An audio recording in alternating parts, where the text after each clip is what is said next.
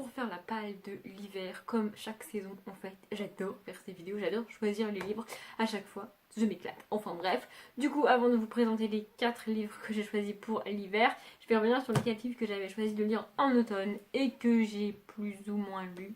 Oui, voilà. Donc le premier je l'ai lu, je vous en ai déjà parlé, donc c'est Ne tirez pas sur l'oiseau moqueur de Harper Lee. J'en ai fait une vidéo parce que j'avais énormément de choses à dire sur ce livre, parce que j'ai énormément aimé ce livre, donc je ne recommence pas à en parler, sinon on est reparti pour un quart d'heure. Je vous mets la vidéo dans laquelle j'en parle en barre d'informations si ça vous intéresse, mais sachez que j'ai adoré ce livre et que je m'y attendais vraiment pas. Le deuxième que j'ai lu, enfin que j'ai essayé de lire et qui a plombé mon mois d'octobre, c'est New Victoria, le tome 2 de Lia Abel. Voilà, je l'avais choisi parce que j'ai lu le tome 1 en été en fait. Et j'en ai parlé je crois dans mon bilan du Halloctober qu'il y avait un livre qui avait totalement plombé mon mois d'octobre. J'ai galéré à lire pendant au moins 2 semaines. En fait il m'a fallu 2 semaines pour me rendre compte que c'est ce livre là que je n'arrivais pas à lire et que pourtant je m'obligeais à lire et que du coup j'étais complètement, enfin j'y arrivais pas en fait. Donc c'est un tome 2, j'ai adoré le tome 1, j'avais hâte de lire celui-ci. J'ai dû lire, j'ai retiré le marque-page, mais j'ai dû lire 60-70 pages et en fait j'y arrive pas. Je pense que j'y arrive pas parce que j'ai tellement aimé le tome 1 et ça a été tellement une surprise d'aimer le tome 1 à ce point là alors que ça parle de zombies. Je sais pas en fait, je bloque, je veux aimer ce tome 2 autant que j'ai aimé le tome 1, sauf que tant que je l'ai pas lu, je peux pas savoir si je vais l'aimer autant ou pas. Et du coup j'arrive pas à lire. En fait au mois d'octobre j'ai essayé de lire ce livre là, puis j'ai lu autre chose. Et il y a des. D'ailleurs, si vous avez vu mon bilan du October, vous savez qu'il y a des livres que ça a été une catastrophe au mois d'octobre. Mais à côté de ça, dans le bilan, dans le date 36, ça doit être, si je raconte pas de conneries, mais dans le date après du October, vous avez vu les livres que j'ai lus en dehors du October au mois d'octobre. Et là, ça a été des plutôt bonnes lectures.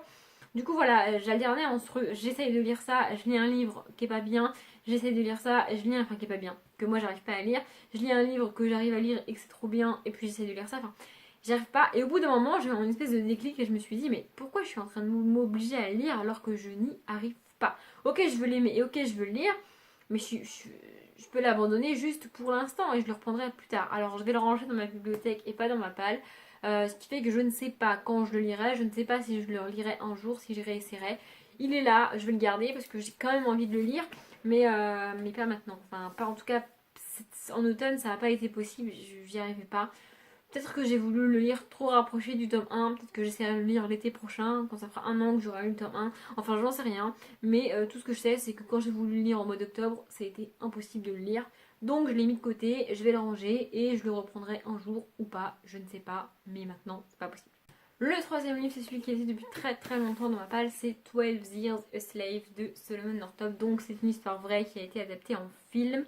De mémoire, dans la palle de l'hiver, j'ai pas trop développé sur ce livre et sur le film parce que je voulais pas que la vidéo dure une demi-heure et que je savais que j'en reparlerais ici. Surtout que vu qu'il y a 2 livres dont j'ai pas parlé, je peux y aller, je peux me lâcher, j'ai du temps. Donc ça a été adapté en film. Le film a été encensé, tout le monde a adoré, a dit que c'était génial, que c'était trop cool et blablabla. Et moi j'ai regardé le film après cette espèce de vague de c'est trop bien, c'est trop génial, il faut que tu le lises. En plus les gens me disaient il faut que tu le regardes, tu vas pleurer et tout. Je me suis dit, ouais, un film triste, trop bien. Ouais, parce que je suis un peu une psychopathe. Donc je l'ai regardé et en fait, j'ai eu ma réaction en tout et pour tout, c'est mouais. C'est-à-dire que j'ai pas adoré ce film, j'ai pas, voilà, j'ai pas super aimé. Alors oui, c'est triste, oui, c'est une histoire vraie, oui, ça parle d'esclavage et oui, effectivement, j'aurais pu pleurer, mais j'ai pas pleuré. Ce qui veut dire que c'est pas si triste que ça parce que je suis l'une des films qui pleurent le plus facilement du monde. De mémoire, je dirais que j'ai à peine eu les larmes aux yeux, alors que c'est triste quand même et que je savais que c'était une histoire vraie. Mais voilà, je sais pas si c'est parce qu'on m'avait dit que c'était très très génial et que j'attendais un truc super et qu'au final j'ai été déçue, ou si j'aurais pas trop aimé de toute manière, j'en sais rien et je le saurai jamais. Mais voilà, tout le monde adore ce film et dit qu'il est génial et tout, il a eu je sais plus combien d'Oscars, enfin bref, mais moi pas vraiment en fait. Du coup, j'ai quand même acheté le livre, donc c'est un livre que j'ai acheté neuf, mais je l'ai acheté lors d'une vente privée Michel Lafon parce que c'est édité chez Michel Lafon. Donc je l'ai eu neuf pour 3-4 euros, quelque chose comme ça. Ça faisait très très longtemps qu'il était dans ma palle et je me suis dit qu'il était quand même temps que je le lise. Ce que j'ai beaucoup aimé, c'est que c'est un livre qui a été édité pour la première fois en 1853. Oui, c'est ça. Et qu'on a une espèce de paragraphe rédigé par l'éditeur original. Donc ça c'est vachement cool. En fait c'est pas vraiment Salomon Northup qui a écrit son histoire. J'ai un peu l'impression que Salomon Northup a raconté son histoire à un éditeur et qu'ensemble ils ont écrit l'histoire. Il est dit et il est bien précisé qu'il n'y a aucun moyen pour qu'on vérifie que tout ce qu'il nous raconte est vrai et qu'on ne peut pas savoir si tout ce qu'il a raconté ici est vrai ou s'il y a un peu de fiction ou pas. Je trouverais excessivement dommage qu'on ait rajouté de la fiction là-dedans. Mais si c'est le cas, on ne le saura jamais en fait. Donc c'est censé être une histoire vraie, mais l'éditeur précise bien qu'on n'en est pas sûr à 100% et c'est franchement dommage. Donc Salomon Northup va nous raconter son histoire. Il est né en tant qu'homme libre aux États-Unis. Je vous avoue que je pourrais pas trop situer les lieux, enfin ça parle de New York, ça parle des États et tout, mais non seulement je suis pas très douée en géographie des États-Unis, mais en plus, c'est un des points qui m'a déplu dans le livre, j'ai été une grande partie du livre un peu perdue. Alors pas complètement et pas au point d'abandonner ma lecture, mais un peu perdue quand même. Et donc il est né en tant qu'homme libre parce que son père était esclave, mais son père a été affranchi à la mort de son ancien propriétaire en fait. Du coup lui est né en tant qu'homme noir libre. Mais pourtant, il va se faire enlever et il va être mis en esclavage de force en fait. Alors, personne n'est en esclavage de son plein gré. C'est juste qu'il aurait dû avoir une vie d'homme libre, mais on l'a enlevé et on l'a mis en esclavage en fait. C'est un peu comme du trafic d'êtres humains aujourd'hui. Le trafic d'êtres humains qu'on appelle aujourd'hui, ça revient à l'esclavage. Donc voilà. Et voilà, à partir de là, il ne peut plus dire qu'il est libre, il ne peut plus rien faire parce que personne ne réagit. Enfin, je veux dire, quand tu vois un homme noir esclave, ça choque personne à l'époque, parce que l'esclavage n'est pas encore aboli, parce que c'est quelque chose de normal, parce que ça fait partie de la vie. Donc personne n'est surpris qu'il devienne esclave, parce que il est noir et que pourquoi pas quoi. Donc voilà, tout au long du livre, il ne va jamais cesser d'essayer de s'échapper, d'essayer de retrouver sa liberté, d'essayer de prouver qu'il n'a pas à être esclave. Il y a un truc qui m'a un peu dérangé au cours de ma lecture, c'est que lui il veut se libérer et lui veut devenir libre, enfin redevenir libre parce qu'il est libre, mais les esclaves qui sont esclaves de naissance n'ont même pas l'idée de s'échapper, n'ont même pas envie de devenir libres. Enfin je veux dire, ils sont esclaves, c'est leur vie, et enfin en tout cas j'ai eu l'impression qu'aucun esclave qu'il rencontre n'a cette volonté de devenir libre, ce qui moi en tant que femme libre, j'ai envie de dire, de femmes qui vivent dans un monde où l'esclavage est aboli, je trouve ça aberrant que les humains, enfin que les êtres humains comme ça ne veulent même pas devenir libres. Et lui ne propose son aide à quasiment personne. Enfin je veux dire, il fait ça dans son coin. Alors vous me direz, il peut pas aider les autres parce que lui il sait qu'il est né libre et les autres non. Mais enfin je veux dire, il pourrait quand même faire quelque chose pour eux. Enfin j'ai trouvé ça bizarre quand même. Et il y a aussi le fait donc qu'il va changer de propriétaire à plusieurs reprises au cours du livre. Ce qui est bien et ce qui montre que c'est peut-être vraiment ce qui s'est passé, c'est qu'on a certains propriétaires qui sont vachement humains en fait et qui traitent les esclaves comme des humains, et qu'on a d'autres propriétaires qui sont absolument inhumains et qui traitent les esclaves comme des animaux. Il y a notamment un propriétaire qui là où lui du coup comme il est bien traité, il a envie d'aider son propriétaire et de faire quelque chose de bien et il va le faire. Et à l'inverse, quand il est maltraité, il n'a pas envie d'aider son propriétaire. C'est humain en fait comme réaction. Et on dirait que les gens de l'époque s'en sont même pas rendus compte en fait. Donc voilà, j'ai un peu le même sentiment que quand j'ai vu le film. Alors oui, c'est une histoire triste, oui, c'est une histoire vraie. Mais j'ai pas été spécialement marquée par ce livre-là. Voilà, si vous avez aimé le film, vous pouvez lire le livre, même si, de ce que je me rappelle, il est quand même pas mal bien adapté. Après, je me rappelle pas énormément du film parce que du coup, je l'ai vu qu'une fois et qu'il m'a pas beaucoup marqué. Mais voilà, je trouve que c'est important quand même de lire ce que lui a écrit. Alors c'est pas vraiment lui qui l'a écrit, on n'est pas tout à fait sûr encore une fois, mais c'est que ça reste quand même son œuvre. Et voilà. Et enfin le dernier, c'est La Maison des Morts de Sarah Pinborough. Je suis désolée, ça va faire des reflets pendant tout le temps que je le tiendrai dans la main. Je vais essayer de pas faire des reflets, mais c'est pas gagné. Donc c'est le livre qui est en rapport avec la saison, c'est le livre que j'ai lu à Halloween. Et c'est un huis clos. Je crois que je l'ai déjà dit, mais je vais le répéter. Je n'aime pas les huis clos, je ne suis pas du tout adepte avec ça. J'ai besoin de bouger dans un livre. Quand on est enfermé dans une maison, ça me fatigue en fait. Alors là, vous allez me dire qu'avec le titre, j'aurais pu le deviner. Oui, mais non. C'est pas parce que ça s'appelle La Maison des Morts qu'on est obligé de rester du début à la fin du livre dans la maison, même si c'est le cas. Donc voilà, on va rencontrer Toby. Je crois qu'il a 16 ans. Et donc il vit dans une espèce de manoir avec plein d'enfants. Il n'y a que des enfants et des infirmières qui s'occupent d'eux. Tous les enfants ont moins de 18 ans. En fait, ils ont atterri là parce que dans leur monde, en fait, je dirais que c'est situé près de Londres parce que Londres revient à plusieurs reprises dans le récit. Donc en fait, à la base, les gens qui vivent normalement sont testés, on teste leur sang de tous les enfants de moins de 18 ans Et si tu es déclaré comme déficient, tu es enlevé en fait et tu vas dans ce manoir là. Alors tout le monde sait que ça se passe comme ça, hein, c'est pas des enlèvements au sens propre, c'est-à-dire que les parents et les familles de ces enfants savent qu'ils sont partis et savent qu'en fait bah, ils reviendront jamais. Et donc on les suit dans cette maison. Voilà, leur quotidien, pas très intéressant. Franchement, j'ai trouvé le livre globalement pas intéressant. Je l'ai fini, mais c'était pas non plus super génial. Voilà, on suit leur quotidien dans cette maison où ils ont clairement rien à faire. Enfin, ils ont rien à faire. D'ailleurs, ils devraient pas être là. Enfin, on comprend pas trop pourquoi ils sont là et comment on en est arrivé à enfermer ces enfants. Et parce qu'en fait, ils ont pas l'air malades au début. Enfin, donc, du coup, c'est un peu compliqué. Parce que dès qu'ils sont malades, il y a une espèce d'ascenseur qui débarque et qui les emmène dans un sanatorium qu'on suppose être soit tout en haut, soit tout en bas, je ne sais pas. Et du coup, bah, les enfants qui sont malades disparaissent. Je comprends pas tout trop ce qui se passe. En tout cas, moi, j'ai pas trop bien compris le délire du pourquoi du comment. En fait, j'aurais aimé savoir comment on en est arrivé là, qui a décidé d'enfermer ces enfants-là, pourquoi ils sont enfermés, pourquoi ils sont en danger pour les autres, est-ce qu'ils sont en danger pour les autres. Enfin, voilà, j'ai pas assez d'informations, j'ai pas assez de réponses. Globalement, il y a une espèce de. Enfin, au début, enfin, vers le début du livre, il y a une fille qui débarque, une nouvelle pensionnaire en fait de ce manoir chelou. Et on a une espèce de romance qui va s'installer entre le personnage principal qui nous raconte l'histoire et cette fille. Franchement, j'ai pas du tout accroché à cette histoire, j'ai pas du tout aimé cette histoire. Et les trois quarts de mes questions sont restées sans réponse. Et voilà, je suis extrêmement déçue. En fait, ce qui me déçoit, c'est que l'objet livre est magnifique et l'histoire n'est pas du tout à la hauteur de l'objet livre en fait. Ça m'apprendra à me faire avoir par les objets livres. Mais bon, voilà, je voulais le lire, je l'ai lu. Je suis très déçue pour l'auteur en fait, parce qu'à la base, je voulais lire sa trilogie Poison, Charme et Beauté qu'on ne peut plus trouver dans ces éditions-là. Donc il y en a un qui est bleu, un qui est rouge et un qui est vert, je crois. Chez Milady aussi, mais ils sont plus du tout édités et la seule chose qu'on peut encore trouver, je crois, c'est l'intégrale.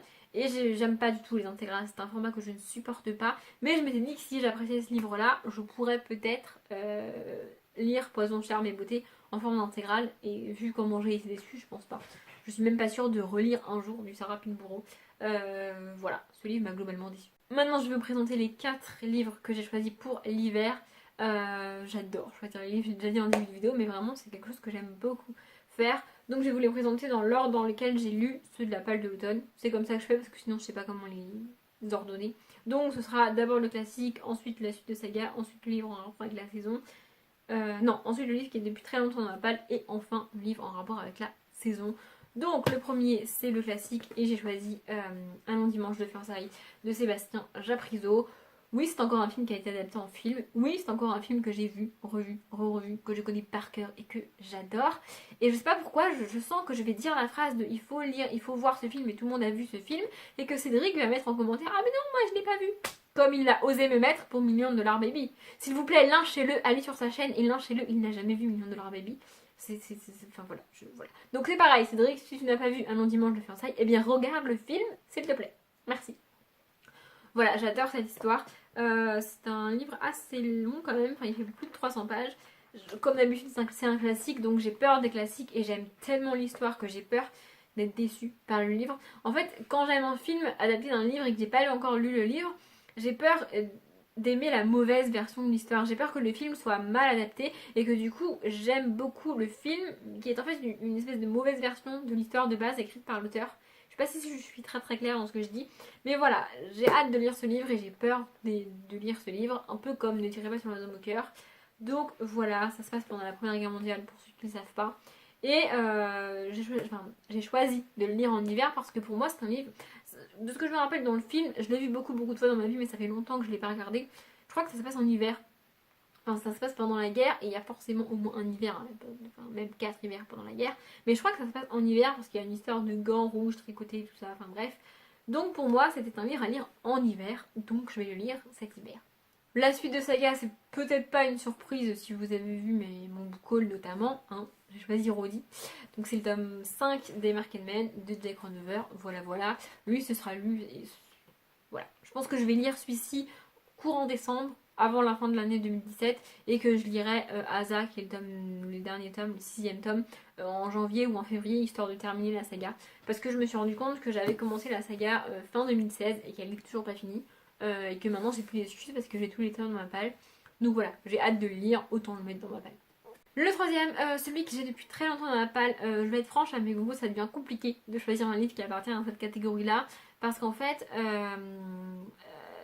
dans les livres qu'il y a depuis très longtemps dans la palle, on a deux possibilités, enfin de plus en plus on tend vers ça en fait, soit c'est un classique, soit c'est un premier tome.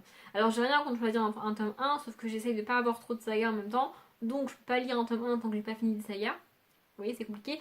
Et un classique, ok, mais comme il y a déjà une catégorie qui s'appelle classique, lire deux classiques en une saison, c'est possible et peut-être que je le fais, mais le problème c'est m'obliger à lire deux classiques précis, je suis pas sûre d'y arriver, donc ça devient compliqué de choisir ça, mais j'ai quand même trouvé Boomerang de Tatiana de Rosny. Ça fait très longtemps que j'ai pas lu de cet auteur-là, j'y ai consacré une vidéo d'ailleurs, dans laquelle je vous parle de 3 ou 4 de ses livres, je ne sais plus. Si ça vous intéresse, je voulais avoir d'informations aussi. Donc voilà, c'est Boomerang, il a été adapté en film. Je n'ai pas vu le film pour une fois. En fait, je l'avais oublié parce que je l'ai prêté à une collègue de ma mère, puis ensuite ma mère l'a lu, ce qui a dû prendre plus d'un an parce que ce sont des gens qui lisent pas très vite. Et du coup, je l'avais pas. En fait, je le voyais pas, donc je pouvais pas lire parce que je l'avais pas et je ne me rappelais plus que je l'avais parce que je ne l'avais pas en ma possession. Vous voyez. Donc du coup voilà, je me suis dit que ça pouvait être sympatoche. Je vous avoue que je suis pas trop fan d'avoir le livre avec la couverture de l'affiche du film. Mais bon, je verrai si l'histoire me plaît, je pense que je le rachèterai dans une autre version. Mais pour l'instant je vais lire comme ça. Et pour la dernière catégorie, donc en rapport avec la saison, j'ai un peu triché. En fait j'ai choisi 2 livres parce que décembre, janvier, février, je sais que ça va être une période difficile au niveau de la fac, que je vais avoir plein de trucs à faire parce que je redouble mon M2, donc je sais exactement ce qui m'attend pendant cette période-là et je sais que je vais pas avoir forcément le temps de lire. Donc j'en ai pris 2. Peut-être que je lirai les 2. Il y a de grandes chances que j'en lise plutôt un sur les 2 que les 2. Mais bon. Donc le premier, c'est il est énorme. C'est La Passe Noire, le tome 1, Les fiancés de l'hiver de Christelle Labose. Donc là, on est à fond dans le thème. Mais comme c'est un beau bébé de. Quoi, il fait quoi, 500, 600, 100 pages 500 pages. Il est énorme en fait, il est très très lourd. Je sais que c'est un livre très très lent, que c'est pas forcément. Il n'y a pas forcément beaucoup d'action au début, donc ça va me prendre du temps de lire et je suis pas certaine d'avoir le temps et la patience de le lire pendant cet hiver là. Mais je me suis dit que vu que c'était les fiancés de l'hiver, je me devais de le mettre dans cette palle là. Peut-être que je le commencerai en hiver et que je l'aurai pas terminé avant le printemps, mais que je le terminerai après. Mais voilà, d'ailleurs je l'ai commencé, voilà, j'ai lu ça. J'ai lu 2 pages, 4 pages. Voilà, c'est un hiver, je vais essayer de le lire, mais je ne garantis rien. Du coup, pour quand même avoir un livre en rapport avec l'hiver de lu pendant cette période-là, je me suis dit qu'un Daniel Steele c'était cool parce que quand je sais pas quoi lire, quand mon cerveau est pas trop dispo, quand je suis un peu encombrée, quand j'ai plein de trucs à faire, un Daniel Steele ça passe toujours. Donc, et puis en plus celui-ci, enfin voilà, la meuf elle est en train de skier, la couverture s'il vous plaît, donc ça parle forcément de l'hiver, ça parle d'une championne de ski, je crois, c'est ça. Donc c'est Victoire de Daniel Steele. Voilà, donc lui, je pense qu'il sera lu, à moins que vraiment je sois emportée par les fiancés de l'hiver et que je le lise et que du coup je ne lirai pas celui-là. Mais lui, même si mon cerveau n'est pas d'accord, lui je peux le lire. Donc voilà, comme ça j'aurais rempli la catégorie des livres en rapport avec la saison avec ce livre-là au moins. Et ben voilà, je vous ai dit tout ce que j'avais à vous dire. Ma vidéo est terminée. J'espère que ça vous a plu. Si vous aussi vous faites ce genre de palle, soit mensuel, soit par rapport aux saisons, n'hésitez pas à la partager avec moi parce que ça peut me donner des idées de livres ou me faire sortir des livres qui sont depuis longtemps dans ma palle et qu'on me rappelle. En fait, quand on me rappelle qu'un livre est là et qu'il faudrait que je le lise, ça me donne envie de le lire encore plus. Donc n'hésitez pas. Je m'arrête là, comme d'habitude, je vous souhaite une bonne journée, un bon après-midi, un bon appétit ou une bonne nuit et je vous dis à bientôt.